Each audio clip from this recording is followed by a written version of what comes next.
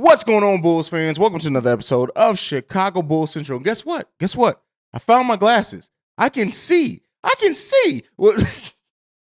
Welcome to your number one spot for everything Chicago Bulls related. It's Saturday, so today is the Mailbag episode. We're going to dive into your voicemails and go over everything that you guys sent in over the course of the last week. We're also going to talk about Coby White's comments about the Bulls and their summer, and then we'll go over Goran Dragic having a big game over in Eurobasket. We'll into all that and more on today's Chicago Bulls Central.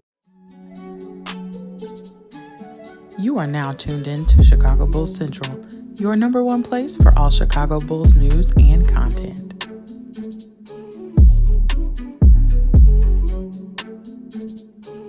All right, Bulls fans. So first up, we got Coby White. Coby White was interviewed and he talked about the Bulls, and this is what he said. He said, "We want to make the playoffs, definitely, but we have championship standards over here. We are trying to win." Now, initially, my comedic thing when reading that from Coby White is, we? Are you even going to? But no, the work that the Chicago Bulls have done this summer, the fact that they've been training together, that they apparently have plans to do more training together and talk about the chemistry of the team, in which he did talk about the chemistry of the team growing. This is what you want to hear. And, I know I'm not necessarily beating a dead horse, but this is stuff that we've talked about. Once continuity was going to be the bet for AK and Eversley, this is the type of things that you wanted to see. It teams that chemistry helps them exceed higher than maybe the sum of their parts would on paper. And Coby White being a part of this, Coby White, I've talked about Patrick Williams and, him doing workout. He played in another Drew League game and things like that, him and Dalen Terry. But it's also important for Coby White. Coby White, this is his first time having a full offseason. And no matter what happens with Coby White, I've been very vocal in telling you guys, no matter if you're a Coby supporter and you want to see Coby stay on this team, or if you want to see Coby White traded, you should want to see Coby White play well to start the season, because that's going to facilitate either one of those things happening more and more. And I've talked about, I've asked the question, if Coby is still inconsistent, does Dalen Terry possibly push Coby White out of the rotation or take some minutes from Coby White, even though he's not nearly the scorer of Coby White? But I still maintain and say, for a lot of the reasons last season, if you remember, one of the first biggest videos of this channel was last season, offseason. I said the Chicago Bulls would be crazy to trade Coby White that season, not in all, but in that season, before they really got a chance to see what he looked like coming off the bench for an improved team. Now, he did start off that season coming off an injury. He didn't have a full training camp, didn't have a full offseason. Again, this is Coby White's first opportunity for that. So no matter what that future holds for Coby, if Coby can be a consistent player, we're going to see it. The excuses are gone for Coby White. And some would say that the excuses were gone even before this. But now that Coby has had this entire offseason, the fact that he did go to those 5-on-5 workouts, the fact that he continues to help be around this team when they're building that quote-unquote chemistry, if Coby White can come out of the gates firing on all cylinders, being consistent like he was through a couple of the months of last season, it completely changes the dynamic of the Chicago Bulls bench and the offense as a whole. We don't have a scorer coming off the bench like Coby White who can get us hot as quick and can do the different things that Coby White can do when he's on. The thing with Coby White has always been turning that from something that we get inconsistently and being that consistent thing that you can bet on. And that doesn't necessarily mean he doesn't have to be the 18-point per game scorer off the bench. And even in some of his better runs, averaging almost 16 points per game off the bench, he doesn't necessarily have that. If Coby White can give you a solid 14 to 15 points off the bench consistently, right? That's something you can bet on night in and night out. We don't have any more of the 2 for 12 games from Coby White and things like that. It completely changes the dynamic of this Bulls bench that ranked 29th in scoring last season. So I do think that can tremendously help the Chicago Bulls. And I have fallen short in also talking about what this offseason, what this competitiveness could mean for Coby White. And I know a lot of Bulls fans don't want to hear that. I know a lot of Bulls fans, they just want Coby gone. And I understand that, right? It's not that I don't understand that side of it either. But it's really at the end of the day, Coby White is a Bull. And until he's not a Bull, you got to root on the kid, in my opinion, right? You should want to see him be more consistent. Like I said, in this case, no matter what side of the fence you're on the trade or keep Coby, you should want to see him play well to start the season, because it's going to bode well. The Bulls can get a better asset for it if you do want him traded. This is going to be in many ways a make or break season for Coby White, not just for the Chicago Bulls, because guess what? If Coby White comes out and he plays inconsistent and he does end up losing minutes to Dalen Terry, the Bulls aren't going to be able to trade him by the deadline, not to get back anything significant. And for Coby White, going into restricted free agency when the team does have matching power and the league opinion around you is that you're just not consistent or just not it, that's not something Coby White or his management agent or anything should want.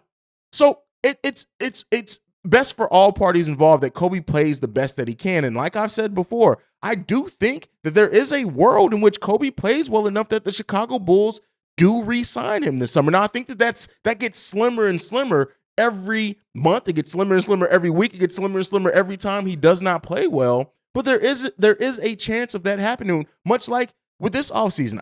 A lot of us thought Derrick Jones Jr. was going to be gone. Look at what happened. He's back.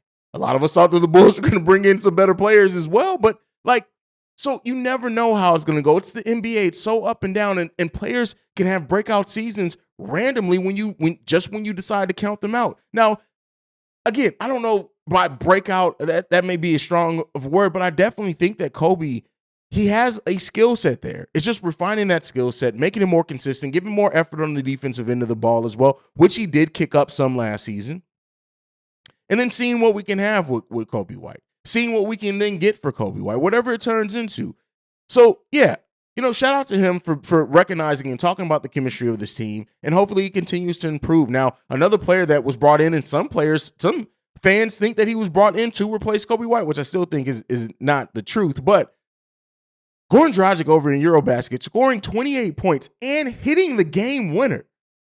That's like, the fact that even in when I was over on Locked On Fantasy Basketball, when I think was my last video, that Goran Dragic has been on a steady decline. Now, again, it's European basketball. It's a completely different style. It's a completely different level of competition. But it does, especially this player coming in and maybe being the shooter for the Chicago Bulls, maybe being the back end of the bench, maybe being the guy that we have to rely on more because of injury, whatever it is, to see Goran Dragic still be able to have this impact. It definitely just feels good, right? That's at the end of the day, that's all it's about. It makes you feel good about the players on this team. And again, players being able to step up in times of need, we're going to need it. Whether it is just because a player is just not having a good game, or hopefully it's not because of any player being injured. We don't want to see injuries, but you just never know how you're going to need to rely on a player. And so because of that, I definitely hope that Goran Dragic, not this type of impact. I don't think he's going to have that. And he doesn't need to have that on the Chicago Bulls team. But it does make me feel good that we have a player that can maybe go into this sometimes, even if it's only 65, 70% of this, can give that. Now, one thing that came out yesterday as well is from Daniel Greenberg, Shy Sports Update. You need to follow him if you're a fan of Chicago sports. He said that earlier today, DeMar DeRozan and Patrick Williams played at the Drew Helen NBA runs, and they played with Jason Tatum and Trae Young, Chet Holmgren, Cole Anthony, and Victor Oladipo. This has been a summer of Patrick Williams learning how to work. And that's going to be reflected in some of our voicemails. It's been a summer of Patrick Williams learning how to, not to say that his work ethic was necessarily bad before, but he definitely learned how to work this summer. And I think we're going to see the benefits of that, whatever that is. But I think we're going to see a much improved Patrick Williams. But okay, enough of the topics. This is the mailbag episode. Let's get into the voicemails for today. This first one is from Jamal. What's up, Hayes? It's your boy Jamal back again with another voicemail for you. Just giving some thoughts about some things. I know a lot of Bulls fans are kind of concerned and worried about our moves from the past offseason and what Patrick Williams is going to do this upcoming season and how we're going to develop. Are we going to ever become contenders or not? I just want to let Bulls fans know something really quickly. The path to winning the championship is a very slow path. As much as it seems like everything happens very quickly and that's the snap of the fingers, it really is a very long, drawn-out process. And I understand the fears that a lot of Bulls fans have that, the front office made these moves and then they're not going to make no more, and then we're just going to be stagnant and there's not going to be anything that's going to happen. I don't see that happening. I don't. I think this front office recognizes that, hey, we're trying to build not just a contender, but we want to build a championship.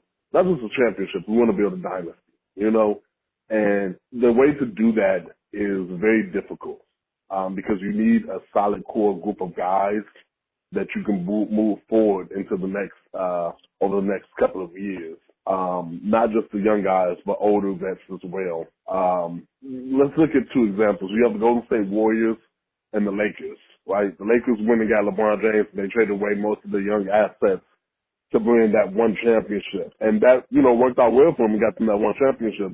But now we see they're having trouble whenever it comes. Every season that they don't win the championship or they get knocked out, they trade away everybody and they go get new people to try to redo it again.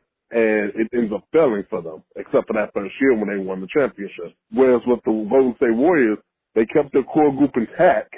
Yeah, they lost Kevin Durant, and they had to go through the slums a little bit, but they trusted that they could rebuild over again.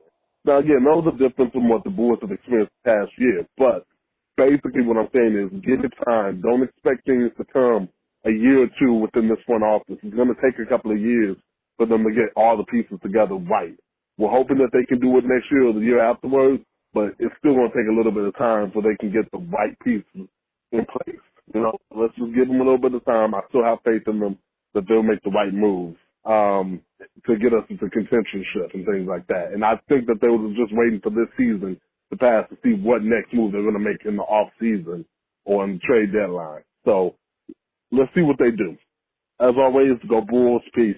And I love how Jamal has kind of gotten into the space of being really Jamal has many podcasts when he leaves in and motivating and talking about what the AK and Eversley are trying to build here. And I think that's what the difference we in a general, and I've said this before, we live in a microwave society.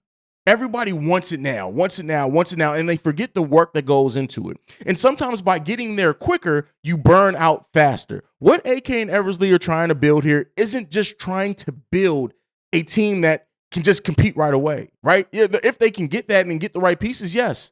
But they're also trying to build a team that you have pieces that you can continue to build around and add to. And if some player falls off or goes away, you have somebody else ready to step up. They're really trying to build, and I hesitate to use the word dynasty because dynasty is used to when you're starting to build championship teams. But they're trying to build an actual culture here with the Chicago Bulls, and we really haven't. Let's be clear. We haven't had a culture on the Chicago Bulls, at least not a positive one, since the Tibbs era left. Right, we had the Baby Bulls era, then we had that grinded out Bulls team led by Kirk Heinrich and Luol Deng and Ben Gordon before Derrick Rose came here. And then we had a season era of I don't know what the hell you want to call it, right? Because Garpax completely drafted poorly after Jimmy Butler. What was the last good draft pick after Jimmy Butler, right? So and somebody in the comments said before, well, they did trade for Zach LaVine. Yeah, keep in mind Zach LaVine was a throw-in. The key to that trade was Chris Dunn, right? And Lauri Markkanen to a degree, but keep in mind, they almost traded Jimmy Butler for the opportunity to draft Chris Dunn straight up the year before. They didn't, Gar Forman and Paxson didn't see Zach LaVine turning into this player. They wanted Chris Dunn and Lauri Markkanen. So what AK is doing here is trying to build a culture. He is trying to build a system. He's trying to build something that, while, yeah, we still need that quote-unquote superstar piece, right, or somebody to develop into that superstar to make us a true championship contender, but a team that has depth, a team that has building blocks, a team that's just building. And so, yeah, it doesn't feel good sometimes when you have an offseason in which you don't use your full $10 million mid-level exception, or that the ownership doesn't want to go into luxury tax. It doesn't feel good when that stuff happens. But hopefully the sum of this, right, when we get to the end game of what this ends up turning into and what AK and Eversley are trying to build here, it's not going to, it's going to take 3, 4, 5 years. But hopefully by the time that we get there, we're so happy with what has been built that we look back at this time fondly. And so, yeah, getting the right pieces, and right now what AK and Eversley have drafted versatile pieces. Patrick Williams, Dalen Terry, very versatile. Ayo Dosunmu, great value at a second-round pick. It looks like he's going to turn into a starter level or a super sub in the NBA. Still waiting to see what happens with Marko Simonovic.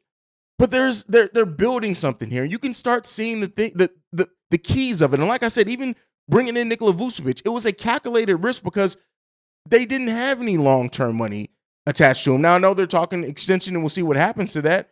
But again, there's a lot of questions, a lot of pieces here that they're trying to build that we won't necessarily see the full picture of for quite a while. And I, for one, am happy to have a front office in the building that has a vision. One of the things that failed the previous regime is they did not have a vision or a plan. They just drafted, and hoped somebody was going to stick. So it takes a while for us as fans also to adjust to that culture. Next up, let's get into the next voicemail. This one's from Shay. What's up, Hayes? This is Shay. I think people are just riding Patrick Williams at this point a little bit too hard when it comes to this injury situation. Now, don't get me wrong, he did get injured to stay out for the most of the season, but you have to look at it from this perspective. He only got injured one time in his career, really, this one injury was basically a freak accident caused by another player on the opposite team versus Alex Caruso, who did get injured quite a bit, and Lonzo Ball, who did get injured quite a bit, but nobody else is giving Zach LaVine, Lonzo Ball, or none of the other guys like Alex Caruso any crap for getting injured now. Don't get me wrong, okay? I know as a team we're getting injured as a whole, but I feel like people need to lay off Patrick Williams, especially with looking at how he got injured. And since everybody wants to get behind Alex Caruso from Grayson Allen injuring him, I think you should look at Patrick Williams' injury about the same way because, let's face it, Patrick Williams, although he did miss a lot of the season, only got injured one time. I feel like people are just kind of harping on that a little bit too much more than everybody else on the team when everybody else deserves a lot more flat for the injury bug more than Patrick Williams. Anyway, tell me what you think. Peace. All right, now I honestly, what Shay says, at least in me, I don't think people ride Patrick Williams or try to give Patrick Williams the injury prone label. I don't see that. Now I think that people want to see him be more aggressive. They want to see him, not be as stagnant as he is on the offense or as hesitant as he is on the offensive end. They want to see that unlocked more. Now, like I said, I haven't personally seen anything that I think or I look at as being something that comes from people being hard on him or trying to give him the injury prone label. That's not what I have personally seen. So I don't necessarily agree with that, but I do think fans, they need to practice more patience with Patrick Williams. I do think fans need to stop trying to turn Patrick Williams into who they want him to be and let him be who he's going to turn into and then see what we can do based off that. Yes, he was drafted with the 4th overall pick, which we'll talk about. Matter of fact, let's go ahead. Thank you, Shay, for that voicemail. Let's get into the next one. This one's from the 708. What's up, Hayes? Man, I enjoy your content. You really make a lot of sense when you're on here talking Bulls mess, man. So appreciate the show. Let me get right into it really quick. Man, I'm a really, really diehard Bulls fan, man. I've been seeing a lot of stuff on here about our roster and how we can build and make it a better team this year. And I've been looking at all of this stuff that Patrick Williams has been doing, looking at Andre Drummond, how we can fit him into the offense and so forth. And one of your shows, somebody mentioned that he needs to be a playmaker, ball handler, distributor. Another person said play him, cutting to the basket or whatever off the ball. I'm kind of like in the middle. I'd like to see him be more of a playmaker in a half-court offense because I believe the way his handle is now, he can open up the floor for a lot more easier shots for like DeMar DeRozan, Zach LaVine, and even Lonzo Ball. Lonzo Ball's handle is decent, going full speed ahead and pushing the offense. But I rarely ever see rarely ever see Lonzo Ball breaking down somebody in a half-court offense. I actually think that Patrick Williams will be better at doing that. He's strong as hell. He's strong as an ox. So either he's going to draw the foul, he's going to kick it out to Lonzo Ball, he's going to find Zach. He can do a lot of different things if you put the ball in his hand, I believe, in the half-court offense. And it'll free up DeMar and Jack and Lonzo to get a lot more easier shots. Pat doesn't need to score 20 points. Everybody's going crazy with this. He's a 4th overall pick. He's got to score all these points. No, I see him more being a Draymond Green, a better version of Draymond Green. If you look at Draymond Green, he'll get the ball off the break. He can play make. He can dribble full speed ahead. But his energy is ridiculous. Now, if Patrick Williams can get his energy level anywhere close to Draymond Green, we got a monster on our hands. He's a better shooter. He's a better dribbler. He's stronger. They're right about the same height. So in my opinion, we need to play Patrick Williams more so like Draymond Green versus anything else. We got no scoring options. Make him Draymond Green until DeMar DeRozan falls off the rocket or we trade him eventually after this contract is up or whatever. But at this moment in time right now, I believe Patrick Williams needs to be played like a Draymond Green. Let me your thoughts on that. Appreciate it, brother. Now, he did not leave his name, so I can't really give him credit on that. Make sure you guys leave your names if you're comfortable. Some people just don't want to on the voicemails, but he goes into this stuff with Patrick Williams that I was about to go into. Doing more ball. One of the things that we're seeing from Patrick Williams in almost any video that's been released so far this summer for him is he's doing ball handling. His dribbles gotten tighter. He's facilitating a little bit better. Like, he's making better decisions. I've talked about it. I do want to see them put the ball in Patrick Williams' hands more. Shout out to I forgot the user. I'm sorry that he left a comment saying that this coaching staff needs to utilize him better. And yes, that's what we're seeing with Patrick Williams. Like, and I get it from both ends, right? I get the fans that say, hey, Patrick Williams needs to take it, right? But that you can only do so much of that when you're working within a system of a team and you have players like Zach LaVine and DeMar DeRozan who are ball dominant. Some of this is going to have to come from giving him opportunities and letting him either fail or succeed in those opportunities. And sometimes growth comes through failure. And so Patrick Williams Patrick Williams has been timid, but it feels also to a degree like this coaching staff has coddled him some because they don't want him to fail. Maybe they didn't want to get his confidence down, but it's time now. Third year, this offseason, it's time. It's time to let him do more ball handling. It's time to let him start trying to take people off the dribble. It's time to let that shooting develop because what we see now, what this caller did and goes on to compare it to Draymond Green. And I first, when I initially heard that, I was like, no. But then he started saying he's much better shooter than Draymond. And I can understand it in the sense that Draymond does all the little things, right? He has part of the reason why Draymond has been so effective is not just his work ethic, not just his defense he's able to play at times, but the fact that he had players like Klay Thompson, like Steph Curry out there, like Kevin Durant, Harrison Barnes even out there who's getting more shots than him at one point in time early in their careers. Things like that allowed him to come along, right? That allowed him to just do all the other things. Could Patrick Williams be a player like that? Yes, but I think Patrick Williams shows even more ability to handle the ball. So I really do like that comparison in the sense of like, allowing him to kind of just be him, allowing him to be that player that fills in. And I think as we're going to see, and this is going to be a season, I think we see a lot of growth from Patrick Williams, in my opinion, and I hope that comes to fruition. Now, let me know down below, what do you guys think about this? Do you like the comparison of Draymond Green to Patrick Williams? Not necessarily in being that same type of player, but in how he's able to kind of facilitate. Things are ran through him and off him. Does that happen as long as DeMar's here? We'll see. But I do like I do like some of that, and I like the bones of your argument here. Not necessarily argument, but of your thoughts here. Let's get into this next one. This is the last voicemail. This one is from Ricky. Yo, what's up? This is Ricky Fontaine again. We always talk about how Dalen Terry can push Patrick Williams and everything because of his competitiveness.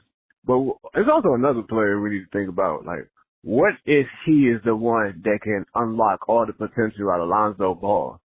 Like, maybe he's the one that can get that, talk to him like LeVar Ball does the family. What y'all think about that? All right. And Ricky here, Dalen Terry pushing Lonzo. I don't necessarily see it that way. I don't think Lonzo is a player that needs pushing. I don't think that, right? Now, thinking about them going at each other in practices, things like this, yes. Now, the thing that I've always said is that with the athleticism that Dalen Terry has, with being able to get up and down the floor, with the defense that he has, with the fact that he isn't the best shooter right now, and we'll see if that comes along, I like the idea of Dalen Terry being out there with Lonzo, with the way that Lonzo's able to pass, with the way that Lonzo's able to get out and transition and in the fast break by forcing turnovers. I can see Dalen Terry and Lonzo Ball being one of the, especially if you put Alex Caruso out there too, being that combination that really just gets turnovers. And maybe Lonzo's there to shoot threes, but they just get easy baskets because they're able to get turnovers, play solid defense, and then run.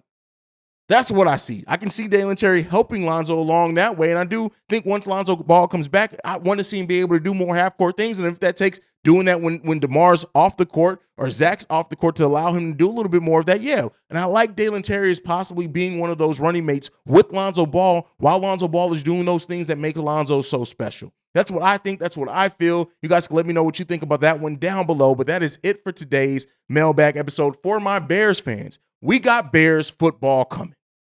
today. This is drop Saturday. Saturday, we got Bears football coming, so let me know down below if you're a Bears fan. Make sure you also subscribe to Chicago Bears Central, which will be doing our halftime hangouts and post-game live streams like we do here for the Chicago Bulls over there as well. Shameless plug. But that is it for today's episode. Make sure you follow the show at Bulls Central Pod. You can send us any feedback, questions, comments, concerns, bullcentralpod@gmail.com. Lastly, if you want to leave us a text and our voicemail, the number to do so, 773-270-2799. We are the number one spot for everything Chicago Bulls related because of you guys. You are the best part of this channel. Like I like to end everything on, go Bulls. Love you guys. Peace, y'all. This has been a presentation of the Break Media.